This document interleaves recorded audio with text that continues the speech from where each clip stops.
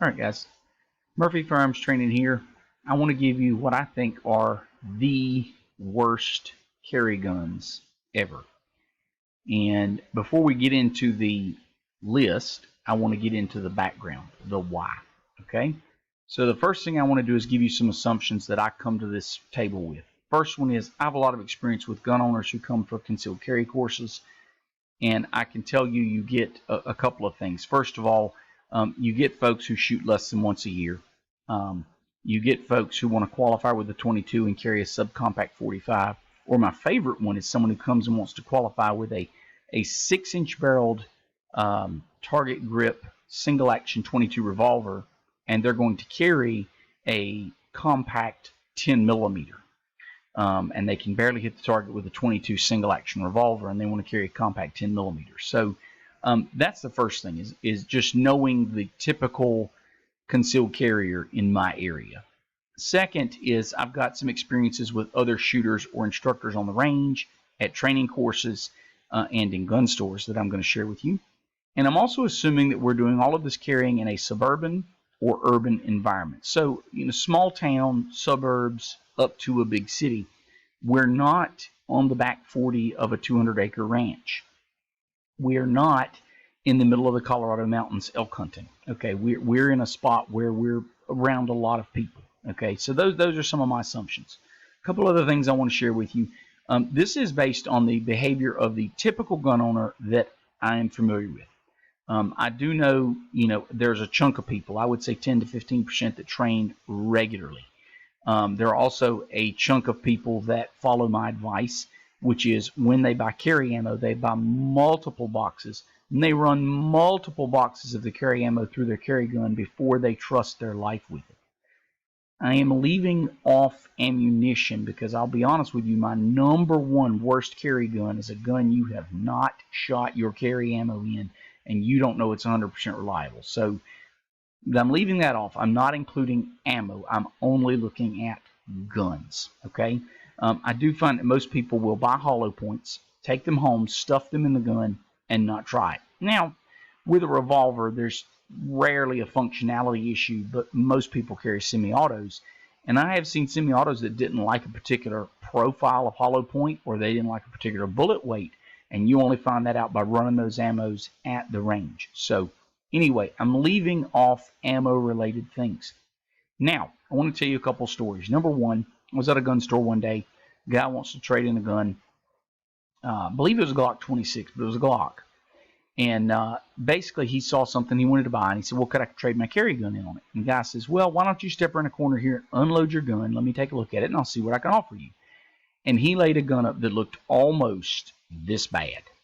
It looked almost as bad as his picture.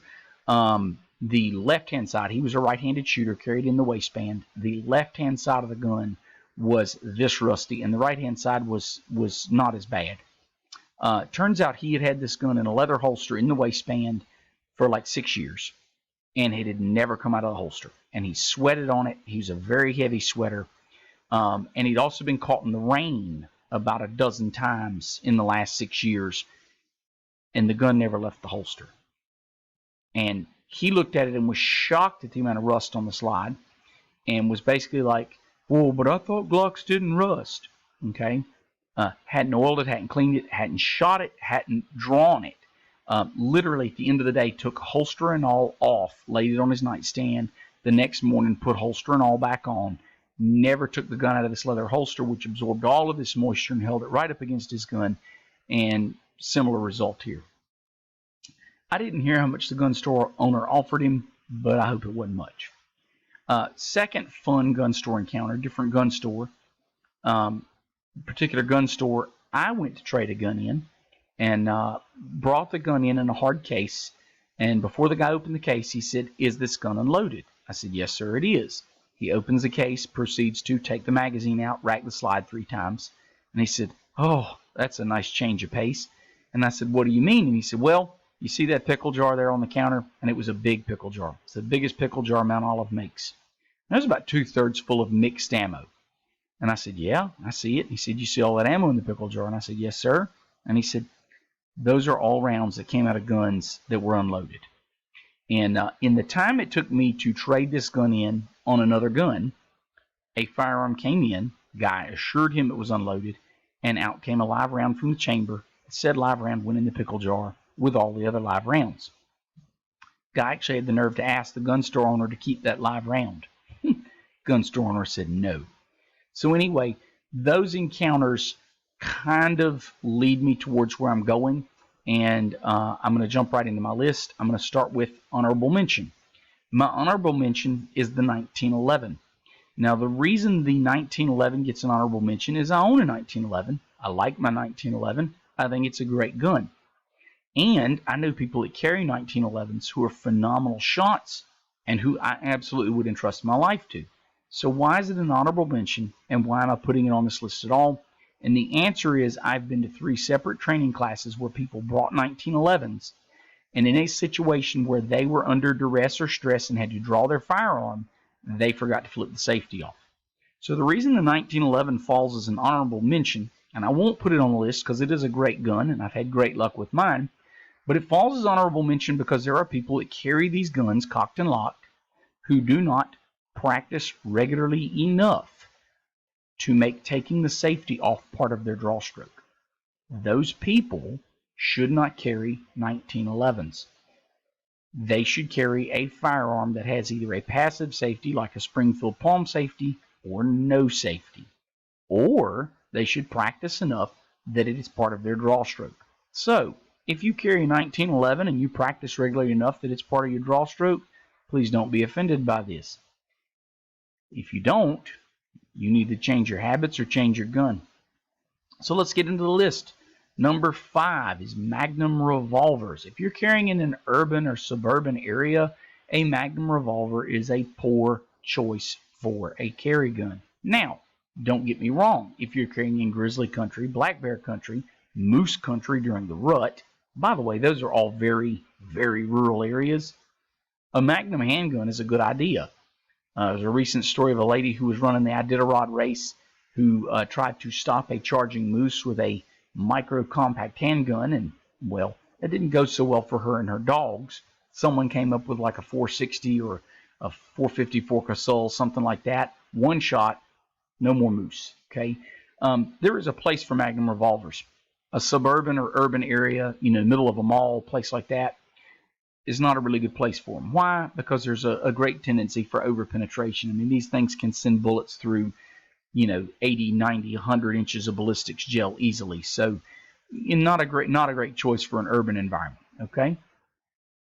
Number 4, anything chambered in .22 long rifle. And I have a reason for that. Now, if you have arthritis in your hands bad enough that .22 is the only thing you can handle the recoil in, fine, carry a .22. But I have found almost every shooter I have ever trained with can shoot something more powerful.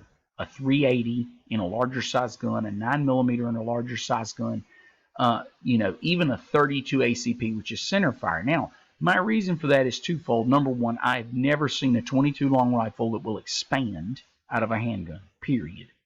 Number 2, because they are rimfire, they are much more prone to misfires. And again, going back to the idea that most people do not train enough, I find that when you take people and actually run them through drills where they have failure to fire, they stand there with a bewildered look on their face. They do not rack another round in. They literally just freeze.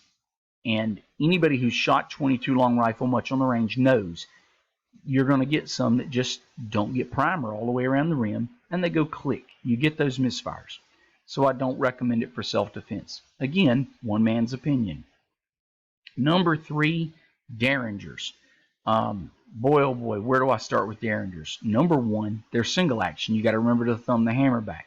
Most people don't train enough to do that. Number 2, there's nothing to hold on to, and they tend to kick a lot because there's nothing to hold on to. And number 3, they usually have really horrible triggers.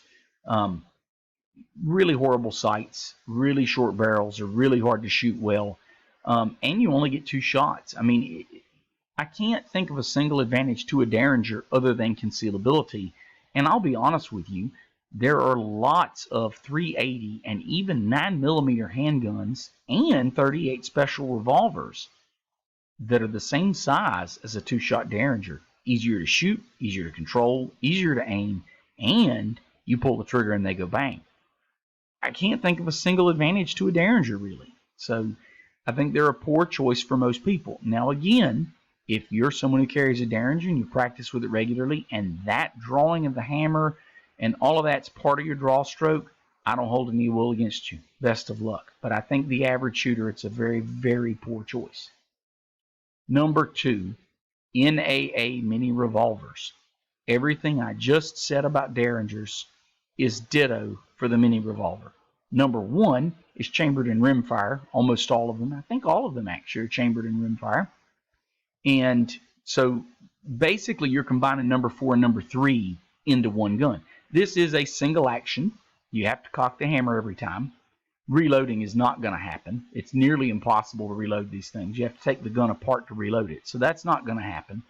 So it's rimfire, it's single action, and there's nothing to hold on to. It doesn't even have a rear sight. You literally sight it like a shotgun. Basically the front sight along the top strap. So if you've ever shot one of these, it's very, very difficult to hit a target at any distance at all other than, literally sticking it into them. And again, I think the average person is not going to remember to thumb the hammer back. I think carrying this is almost more dangerous than carrying a knife and no gun at all. They're really hard to use. They're really hard to shoot. Nobody practices with them. Anybody who carries one of these doesn't practice with it. They literally stick it in the pocket and walk around with it and feel better about themselves because they have a gun. It's just a bad idea. But it's still only number 2 on the list. So let's get to number 1, the worst carry gun possible. And that is Jam-O-Matics. Now what I have pictured here is a Jennings, but they go by lots of names. Growing up, my dad used to always call them pot metal guns. Said they were made out of metal that really wasn't worth making cookware out of. But Jennings, Phoenix Arms, there's about a half a dozen companies that make these. They're extremely heavy guns. They're almost always in 22 long rifle or 25 auto. And they tend to be Jam-O-Matics. They're very, very heavy, and they tend not to function very well. Now, with the caveat of you buy one of these and you shoot it enough that you know it would be reliable, fine, take it off the list. But I've probably run into 10 or 12 of these guns in my lifetime, and all but 1 or 2 weren't really reliable. They had a lot of problems. Lumped in with this, I would also add guns that you've never taken out of the box.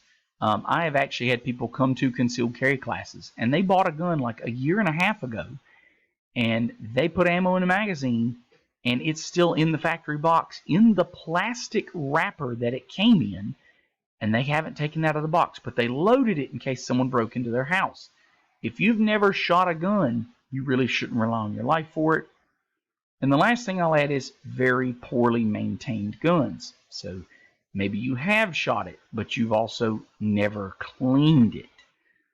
Or you've shot it and you haven't cleaned it, and it's got some rust or something's broken, or but in general, a really broad category of poorly maintained, never fired, or poorly manufactured guns. Those are the worst carry gun ever. Why? Because they're not going to work when you need them to work. So anyway, that's my take on this. One man's humble opinion based on my experience. Do you agree with any of them? Do you disagree with any of them? Do you disagree with all of them? Leave it in the comments. I'd love to hear from you. Appreciate you watching, guys. Give us a thumbs up, like, and subscribe, and we appreciate the support.